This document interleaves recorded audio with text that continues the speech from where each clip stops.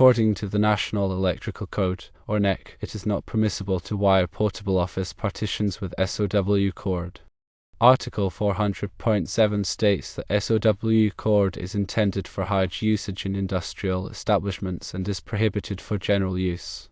Furthermore, Article 400.8 states that flexible cord shall not be used as a substitute for fixed wiring. There are specific concerns associated with using SOW cord in portable partitions. Firstly, mechanical stress is a concern.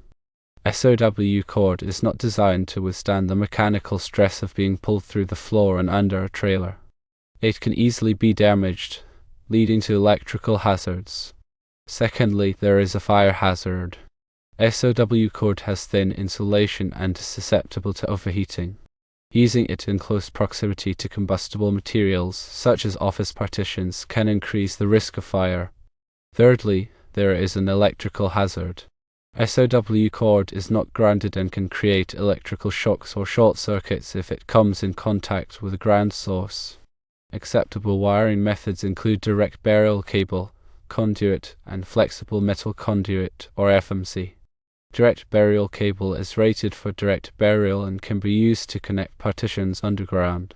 Conduit provides protection for wiring and can be used to run wires through the floor and under the trailer. FMC is a flexible metal conduit that can be used to protect wiring in tight spaces and can be moved as needed. In conclusion, using SOW cord to wire portable office partitions is not permissible under the NEC and poses a safety hazard. Proper wiring methods, such as direct burial cable, conduit, or FMC, should be used instead.